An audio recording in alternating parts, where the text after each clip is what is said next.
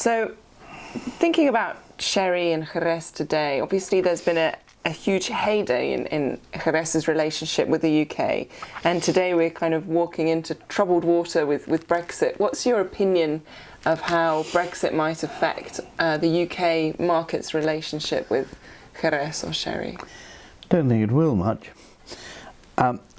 Going back a good long time, there was a great boom in sherry at the end of the 19th century. The great peak was reached in 1873. And in those days, people drank it regularly with their meals. It was a comparatively young wine. If you read Trollope's The Warden, you'll find he goes into a chop house in Holborn and has a chop and a pint of sherry. Well, that's admirable, but drinking patterns change, and it became very popular again in the 1920s. The cocktail era came, when people started to have drinks before their meals. They'd always had port afterwards, or a dessert sherry, or Madeira, but they started to have aperitifs, and the late Carl Williams of Williams and Humbert invented the sherry party, which caught on. And drinking sherry became habitual before a meal. It still is habitual in this house, but I remember very well the sort of sherries we drank in those days. My father used to serve what was called an amontillado, and bears very little relationship to the genuine amontillados you can get today. It was in fact a bit of amontillado in it, mostly Fino, and a good dollop of sweet wine.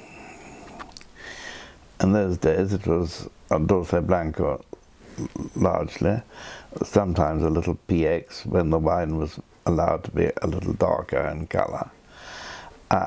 And it was all right, a very decent aperitif, but it wasn't a very good wine.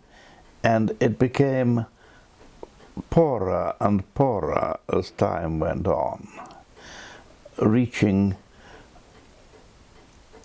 a great and disastrous low when an almacenista, the storekeeper or wholesaler, called Ruiz Mateos, bought up several wine companies and got a leading position in the sale of sherry, and sold vast quantities by making very poor quality sherry cheap.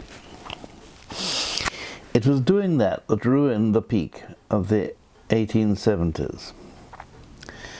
It went on to do the same thing 100 years later. And people started to know more about wine and to take all wines more seriously. And you couldn't take very seriously the sort of cheap wine, sherry, that was being marketed at that time. So the boom was followed by a bust.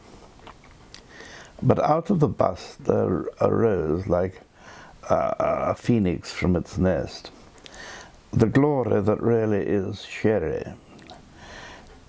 And people started to drink wine like this in our glass today. It's a seriously good wine. And they had to pay more for it. They don't pay nearly enough. Sherry is the best value wine on the market by far. It should cost at least twice what it does. So people who make it are struggling.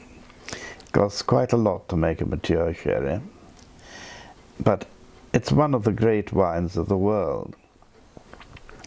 And people now are drinking smaller quantities of sherry than they used to in the past, but much better sherry. Fabulous. And what is exciting for you about sherry today? I mean, you mentioned the great value that you get with your sherry, but is there a particular style or producer or anything in modern sherry that really gives you a buzz? I think it's better than it ever was. Nobody really knew what happened. They knew it fermented, and the mystery of fermentation had been solved in the 19th century by Louis Pasteur. But they knew very, very little about its development and about how to make it. And sometimes diseases happen to it. The first edition of my book contains a description of them. The last edition contains no description of them because they no longer exist. Perfect winemaking and a great emphasis on cleanliness has abolished the diseases. The general standard has risen, and nowadays I think it's impossible to find a really poor sherry. Some are better than others. And one or two shippers today ship nothing but very expensive sherries. Bodegas Tradición, for example, specialize in it. But all the big houses, González Baez notably, who pioneered the scientific study of sherry making, and as such got a lead on everybody, and Williams and Humbert, and of course, well, it was the Mech, but the Mech has rather blown apart because the family were obliged to sell out. Otherwise it would be again right up at the top. And its place has been taken by the company which bought a lot of it, Emilio Lustar, which in my day was a very small fish in a large sea. But nowadays they make excellent wine, and they were bought by Luis Caballero from El Puerto de Santa Maria. That made a sort of critical mass, and they had the large quantities of fine wines available, and they've gone right up into one of the leaders of the trade. There's a transformation for you. And the people who kept at the very top are, I think, doing well on their specialist trade. And one or two have sort of mysteriously disappeared. One or two of the great names, like Duff Gordon. In my young days, Duff Gordon was one of the big importers to England. Their best-selling sherry was the Amontillado El Cid, one of the best of the frankly bogus Amontillados, which were sold in those days, known in the trade as the Kids Amontillado. It was, and they still ship beautiful wines, but they've gone out of the wine-making business. They have some of the soleras for the wines they sell, but far from being one of the big names, they are now a specialist, top quality, small scale operator. And there are quite a number of small scale operators which are really excellent. There always were a certain number, but most of them got bought up by Ruiz Mateos and disappeared into his empire. There was, on the Avenida de America leading into Jerez from Cádiz, there was a list of his companies that was known as the Valley of the Fallen. And he bought up some very, very reputable companies whose names still exist. But what the current position is, I'd have to go out if I write another edition and find out, because the the thing has gone bust.